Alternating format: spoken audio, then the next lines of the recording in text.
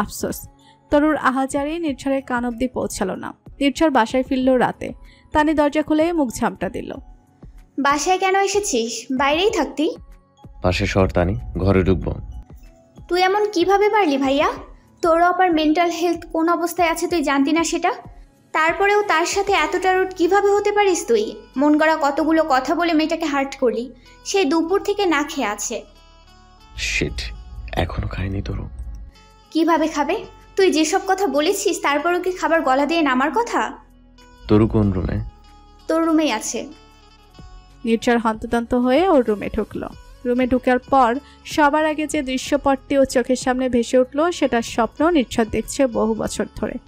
তার রুমে তারই বিছানায় আলুথালু হয়ে ঘুমিয়ে আছে তরু। এখনো দুপুরের সেই শাড়িটা পরনে।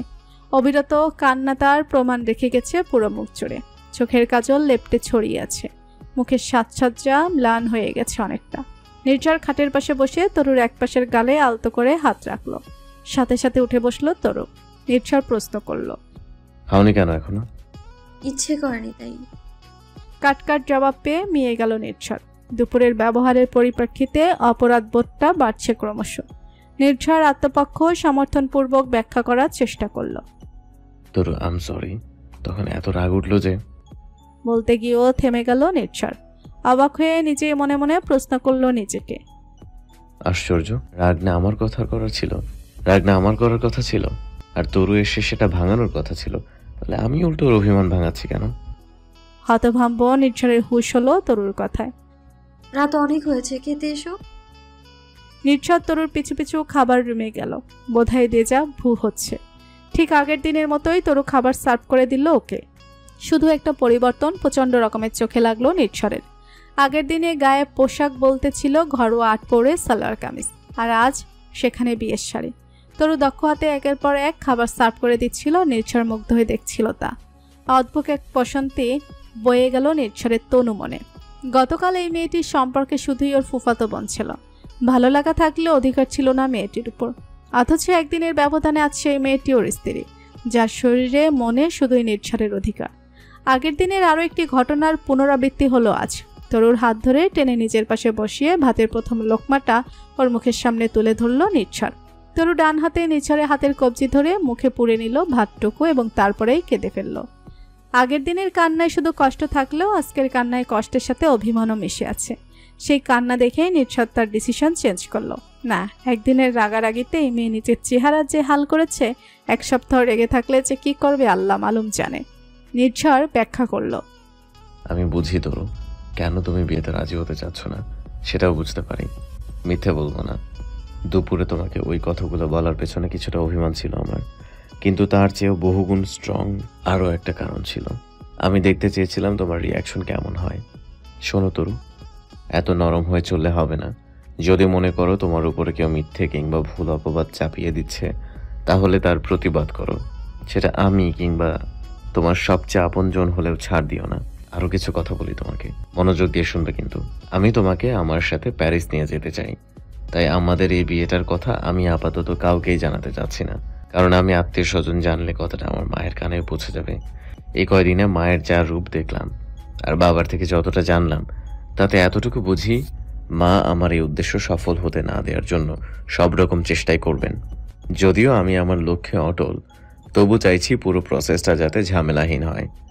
এরপরেও কথা আছে, যেহেতু আমরা বিবাহিত দম্পতি, তাই যে কোনো আচরণ হয়তো কখনো কারো না কারো চোখে লাগতে পারে।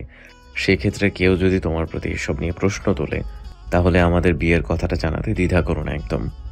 শুধু এতটুকু বিশ্বাস রেখো, যে কোনো পরিস্থিতিতে আমি তোমার পাশে আছি ইনশাল্লাহ। আর মোস্ট ইম্পর্টেন্ট আরেকটা কথা আছে তরু, কখনো কারো কথায় প্ররোচিত হয়ে ভুল সিদ্ধান্ত নিও না। আমি জানি আগে থেকেই তুমি বিয়েটা নিয়ে একটা হীনমন্যতায় ভুগেছ। এখন কেউ হয়তো বিয়েটা সম্পর্কে জেনে গিয়ে উস্কে দিল তোমাকে, বলল যে তোমার আমাকে বিয়ে করাটা উচিত হয়নি, কিংবা তুমি বিয়ে করে আমার লাইফটা স্পয়েল করেছ। এসব কথা একদম কান দেবে না। তোমার প্রতি আমার ভালো লাগাটা বহু বছরের হলেও আমি নিশ্চিত ছিলাম না যে সত্যি সত্যি তোমাকে বৈধভাবে নিজের করে নিতে পারবো কিনা। কারণ মানুষের ভবিষ্যৎ অনিশ্চিত, আর যে কোনো সময় যে কোনো কিছু হয়ে যেতে পারে। কিন্তু দেখো, এত বাধা বিপত্তির পরেও আমি তোমাকে পেয়েছি। স্বয়ং সৃষ্টিকর্তা চেয়েছেন বলেই তোমাকে পেয়েছি। যেহেতু আল্লাহর ইচ্ছায় পবিত্র বন্ধনে আবদ্ধ হয়েছি আমরা, তাই আমার জন্য একমাত্র তুমিই যোগ্য। সুতরাং বাইরের কারো কথায় কান দিয়ে একদম নিজের মন দুর্বল করবে না। শুধু মনে রাখবে তোমার নির্ঝর তোমাকে ভালোবাসে। আর সবশেষ যে কথাটা তোমাকে বলবো, কিছুদিন আগে তোমার সাথে যেটা হয়ে গেছে সেটা জাস্ট একটা দুর্ঘটনা, আর 5টা সাধারণ দুর্ঘটনার মতোই ধরে নাও এটাকে। এটা নিয়ে হীনমন্য কুণ্ঠিত হয়ে থাকার কোনো কারণ নেই। তুমি আমার কাছে আগে ঠিক যেরকম ছিলে এখনো তেমনই আছো। আর 5টা স্বাভাবিক দাম্পত্য সম্পর্কের মতোই হবে আমাদের সম্পর্কটাও। ছোট্ট একটা সংসার হবে আমাদের। তুমি তোমার সবটুকু ভালোবাসা উজাড় করে দেবে আমাকে, ঠিক তেমনি আমিও। আল্লাহ চাইলে আমাদের সংসারে একসময় নতুন অতিথিও আসবে, আমরা মেতে থাকবো তাদের নিয়ে। আর এই সব কিছু তখনই সম্ভব হবে যখন তুমি নিজেকে শক্ত রাখবে। আর তোমার সবচেয়ে বড় শক্তি হয়ে নির্ঝর তো তোমার পাশে আছেই। তো তরু, তুমি প্রস্তুত তো আমাদের ভবিষ্যৎটাকে রংধনুর 7 রঙে রঙিন করে তুলতে? তরু স্পষ্ট স্বরে জবাব দিল। ইনশাআল্লাহ। Very good, that's the spirit. Now তোমাকে খাওয়ানো শেষ, এবার আমার খাবার দাও। তরু চমকে উঠে খাবারের প্লেটের দিকে তাকালো। প্লেট খালি, তার মানে কথা বলতে বলতে নির্ঝর এতক্ষণ ওকে খাইয়ে দিচ্ছিল। আর তরু এতই মন্ত্রমুগ্ধ হয়ে ওর কথা শুনছিল যে নিজের খাওয়াটুকু অবধি টের পায়নি। তরুর মনে পড়ে গেল মায়ের কথা। আগে যখন ও খেতে চাইতো না, তখন এভাবেই মা নিজের কথার জালে আটকে নিমিষে প্লেটের ভাত শেষ করে ফেলত। তরু নির্ঝর প্লেটে আবার ভাত তুলে দিল। খাওয়ার পুরোটা সময় বসে থাকলো ওর পাশে। তারপর খাবার সব ফ্রিজে তুলে নিজের রুমের দিকে গেল। নির্ঝর ডাক দিল ওকে। ওদিকে কোথায় যাচ্ছ? আমার জামা কাপড় লাগেজ সব ওই রুমে। দুপুর থেকে এই শাড়ি পরেই আছি, এখন আর পারছি না, আমি ফ্রেশ হয়ে আসছি। নির্ঝর নিজের রুমে অপেক্ষা করছিল তরুর জন্য। কিছুক্ষণ অতিবাহিত হওয়ার পর আকাঙ্ক্ষিত নারীটি যখন ওর রুমের দরজায় এসে দাঁড়ালো, তখন যেন নতুন এক তরুকে আবিষ্কার করলো নির্ঝর। কবে একবার তরুকে নিজের মনের কথা প্রকাশ করেছিল নির্ঝর। তরু, বিয়ের পরে তুমি সবসময় শাড়ি পরবে প্লিজ। তরু মনে রেখেছে সেই কথা। কচিকলা পাতা রঙের সুতি শাড়িতে ভেজা চুলে দাঁড়িয়ে আছে তরু। সদ্য গোসল সেরে আসা তরুকে লাগছিল প্রস্ফুটিত গোলাপের মতো। তরুর কোমর পর্যন্ত চুল নেই, কাঁধের কিছুটা নিচ অব্দি নেমেই থেমে গেছে, কিন্তু তাতেও কি চমৎকারভাবে মানিয়ে গেছে তরু। কিছুটা চুল সামনের দিকে এসে আছে, সেই চুলের পানিতে একপাশে ব্লাউজ ভিজে বক্ষবন্ধনীর আকৃতি এবং রং দুটোই স্পষ্ট হয়ে ফুটে উঠেছে। নির্ঝরের বুকের ভেতর যে আগুন এতদিন তুষে চাপা পড়েছিল তা বেড়ে উঠল ক্রমশ। ও মোহগ্রস্তের মতো এগিয়ে গেল তরুর দিকে। প্রথমে ছোট্ট করে একটা চুমু দিল তরুর কপাল বরাবর, তারপর দিক বিদিক ভুলে তরুর ঠোঁট কামড়ে ধরল। তরু চমকে গেল, সামনে নিল নিজেকে। এখানে শাড়ির আঁচল খামছে ধরল। অন্য হাত চলে গেল নির্ঝরের মাথার পেছনের দিকে চুলে। তরু সাড়া দিতে শুরু করলো সমানভাবে।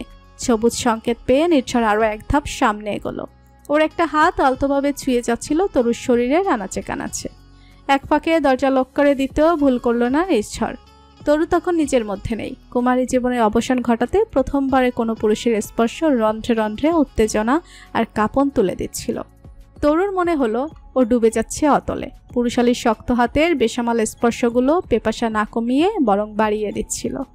লজ্জায় বুঁদ হয়ে তরু চোখ বন্ধ করে ফেলল, এবং যখন চোখ খুলল তখন আবিষ্কার করলো বিছানায় শুয়ে আছে আর ওর উপরে আধশোয়া হয়ে আছে নির্ঝর। চোখাচোখি হলো দুজনের। নির্ঝর তরুর কানের কাছে মুখ নিয়ে বলল, তরু, তুমি প্রস্তুত কি বলো তো? তরু শাড়ির আঁচলে মুখ ঢেকে ফেলল। নির্ঝর আঁচল সরিয়ে দিল। তরু দুহাতে মুখ ঢালল আবার। নির্ঝর এবারও হাত সরিয়ে দিল টেনে। তরু চোখ বন্ধ করে থাকলো। নির্ঝর বলল, প্লিজ, চোখ খুলতে পারবো না।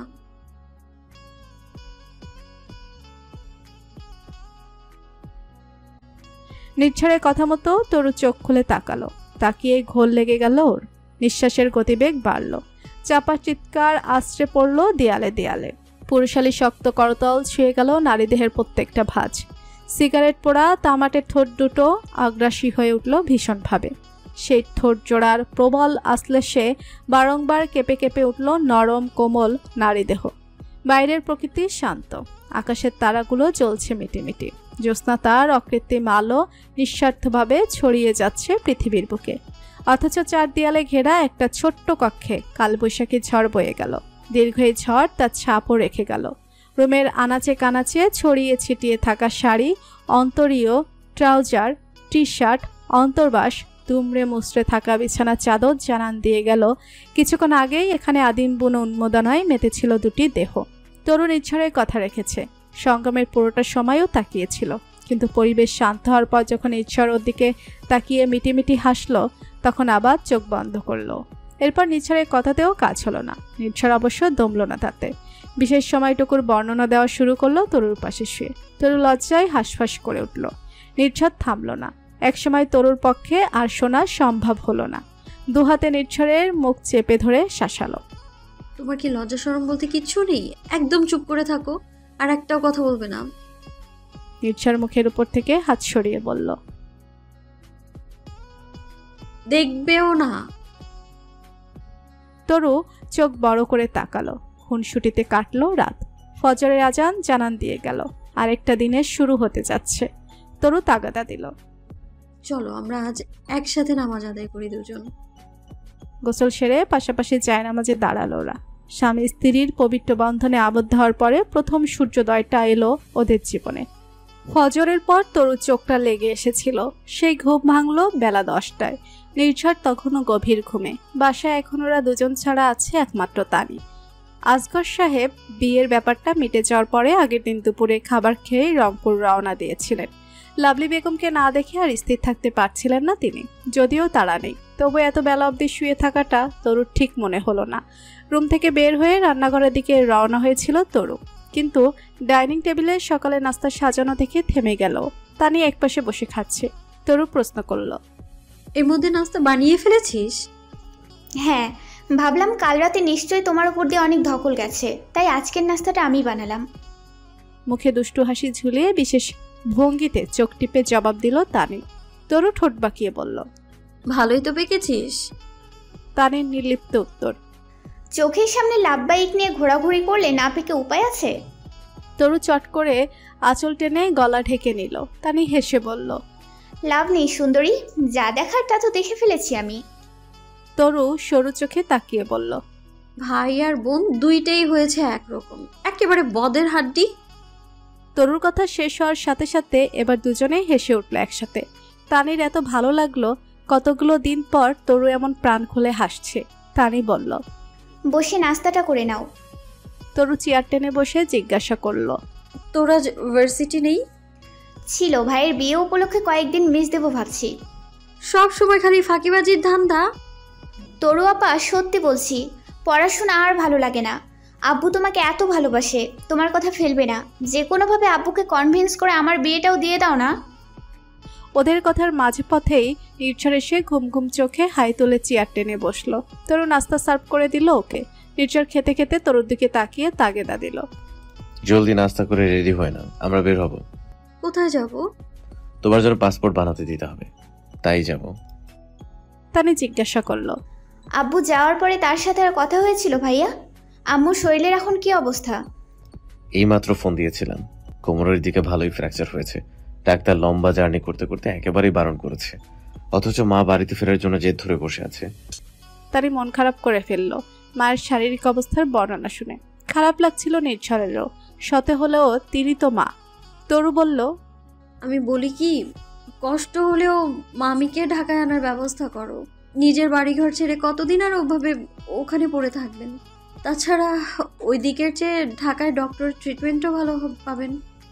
নির্ঝর আর তানিও সহমত জানালো ওর কথায়। নির্ঝর বলল, আমি তাহলে বাবার সাথে কথা বলি, যত দ্রুত সম্ভব রওনা হোক মাকে নিয়ে। বয়সের সাথে সাথে শরীরে নানা রোগ বাসা বেঁধেছে। তারপর আবার রংপুরের সেই কাণ্ডটার পর এখন তো একেবারেই করুণ অবস্থা। সব মিলিয়ে লাভলি বেগমের এখন নাজেহাল অবস্থা। তবে শারীরিক দিক থেকে ধরাশয়ী নিস্তেজ হলেও মনের তেজ এতটুকু কমেনি তার। বাসায় নিয়ে আসার পর তরু আন্তরিকভাবে ব্যথিত হয়ে দেখা করতে গেলে লাভলি বেগমের সাথে জিজ্ঞাসা করলো শারীরিক অবস্থা। তরুর কথার প্রত্যুত্তরে বিছানায় শুয়ে সর্বশক্তি দিয়ে চেঁচিয়ে উঠলেন লাভলি বেগম, আমার ঘরে ঢোকার সাহস হলো কিভাবে তোমার? এইসব আলগা দরদ আর দেখাতে আসবে না, এক্ষুনি বের হও এখান থেকে। আসগর সাহেব স্ত্রীর পাশেই বসেছিলেন। তরু তাকালো মামার দিকে। অসুস্থ রোগী নিয়ে এত লম্বা জার্নি করে প্রচণ্ড ক্লান্ত ছিলেন তিনি, অথচ ঘরে এসে উঠতে না উঠতে অশান্তি। মেজাজ বিগড়ে গেলেও শান্ত থাকার চেষ্টা করলেন তিনি। তরুর দিকে তাকিয়ে হেসে বললেন, বুঝতে পারছি মামির জন্য চিন্তা হচ্ছে তোর, কিন্তু চিন্তার কিছু নেই। ডাক্তার বলেছে রেস্ট নিলে ঠিক হয়ে যাবে। দেখবি আগামী মাসখানিকের মধ্যে চাইলে তোর মামি WWE চ্যাম্পিয়নশিপও খেলতে পারবে। তানি মায়ের পাশেই বিছানায় বসেছিল। বাবার কথা শুনেও ফিক করে হেসে দিল। যেহেতু লাভলি বেগমের হাতের নাগালেই ছিল তানি, তাই শুয়ে থাকা অবস্থাতেই তানির গাকে সপাটে চটটা বসালেন তিনি। তানির হাতে কোনো ভাবান্তর হলো না, বরং কণ্ঠে সবটুকু উচ্ছ্বাস ঢেলে দিয়ে তানি বলল,